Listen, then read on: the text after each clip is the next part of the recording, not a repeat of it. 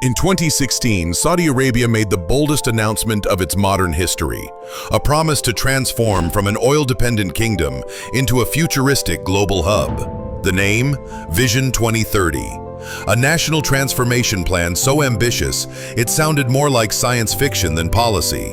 Floating cities, mirror-lined skyscrapers, ski resorts in the desert, a $3 trillion budget. But fast forward nearly a decade, and cracks are beginning to show.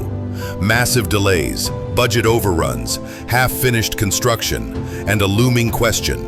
Is Saudi Arabia building the future, or burning billions chasing an illusion? To understand Vision 2030, we have to go back nearly 100 years. When Saudi Arabia became a kingdom in 1932, it was poor, reliant on agriculture, pearl diving, and religious pilgrims for survival.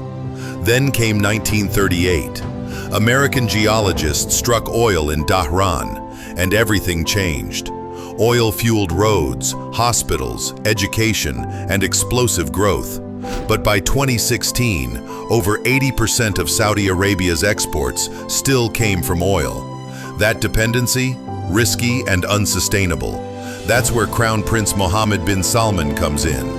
He launched Vision 2030, a plan to modernize the economy, diversify industries, attract global talent, and reinvent the nation's image. Ambitious? Absolutely. But the execution? That's where things get complicated. At the heart of Vision 2030 was NEOM, a $500 billion mega-region. Not just a city, a series of experimental zones. The Line, a 170-kilometer-long mirrored city with no cars or roads. Oxagon, a floating industrial hub on the Red Sea. Trojena, a ski resort in mountains that barely see snow. Sindala, a luxury island for influencers and yachts. No nation had ever tried something like this, and that was the point. To rebrand Saudi Arabia as the next Silicon Valley, Paris, and Dubai, all in one. But here's the problem. The plan came from the top. A single visionary, Crown Prince MBS, with a love for sci-fi and zero background in urban planning. Ideas moved fast. Questions weren't welcome. And when you're spending trillions without critical feedback, the risks multiply. Let's look at the reality on the ground. Start with the Line, the crown jewel. It was supposed to stretch 170 kilometers. Now, shrunk down to just 2.4 kilometers in its first phase, from 9 million expected residents to just 300,000. That's a 98% reduction. Other zones like Oxagon and Trojena face similar delays. Top architects have been removed for raising concerns, budget warnings ignored. Even McKinsey, hired for financial modeling, reportedly massaged numbers to make projects look profitable. NEOM's cost has skyrocketed to $8.8 trillion. The Public Investment Fund, or PIF, the kingdom's financial engine, invests heavily in these projects. It owns shares in Uber, SoftBank, Newcastle United. But 80% of the fund is tied up in domestic projects like NEOM. If those projects fail, the whole system feels the shock. That's not long-term growth, that's economic cosplay. Even if the buildings are finished, who will live there? Vision 2030 banks on attracting global talent, engineers, doctors, entrepreneurs. But here's the truth.